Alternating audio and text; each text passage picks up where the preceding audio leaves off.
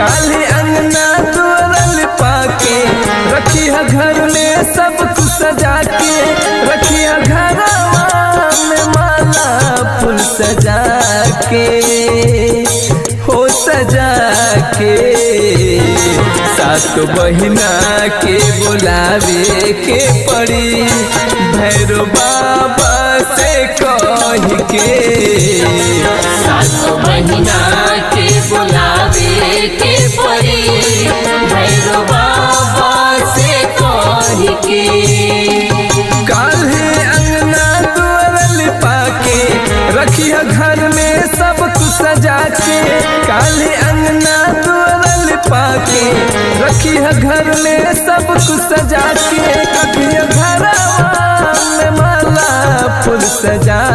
के हो सजा के सात बहिना के बुलावे के पड़ी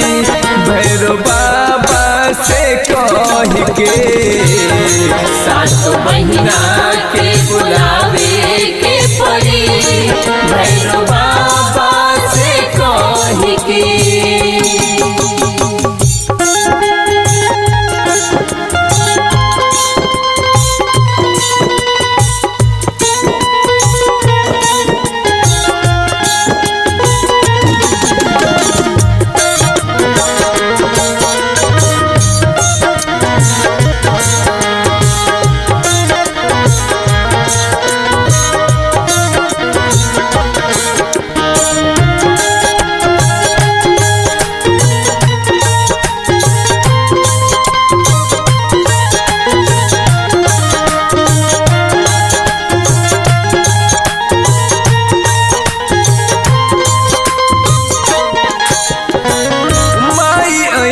घरे अपना सुकवा सोमारी के हलवा पूरी मेवा मिठाई रखी तू बनाई के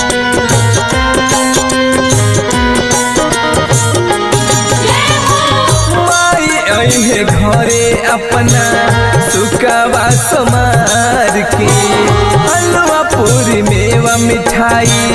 रखी तू बनाई के रखी चंदन के चौकी बिछा के वही पमाई के बैठा के रखी चंदन के चौकी बिछा के वही पमाई के बैठा के माई के चरण धोल जाई मल मल के सात बहिना के बुलावे के पड़ी भैरव बाबा से कह के सात बहिना के बुलावे के पड़ी भैरव बाबा से कह के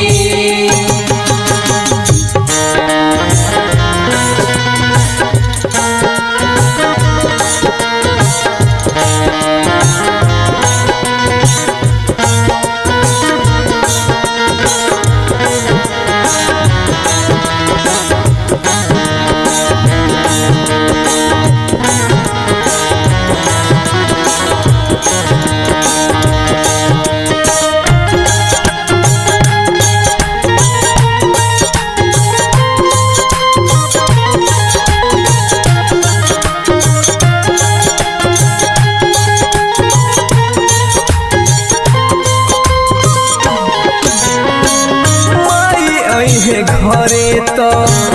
काका कहल जाई अपना गाँव के दुख हाल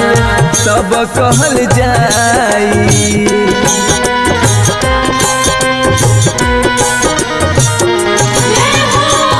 माई अहे घरे तो काका कहल जाई अपना गाँव के दुख हाल सब कहल जाई रमेंद्र अर्जुन करे ले बिनती माई कृपा बोरी सैती रमेंद्र अर्जुन करे ले बिनती माई कृपा बोरी सैती मिथिलेश आरती करे हाथ जोड़ के सात बहिना के बुलावे के पड़ी भैरव बाबा से कह के सात बहिना के बुलावे के पड़ी भैरव बाबा से कह के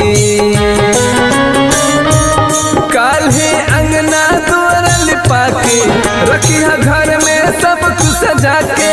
काल्हे अंगना दुआरल पाके रखिया घर में सब कुछ सजा के रखिया घरवा में माला फूल सजा के हो सजा के सात बहिना के बुलावे के पड़ी भैरव बाबा से कह के सात बहिना के बुलावे के पड़ी भैरव बाबा से कह के सात बहिना के बुलावे के पड़ी भैरव बाबा से कह के सात बहिना के बुलावे के पड़ी भैरव बाबा से कह के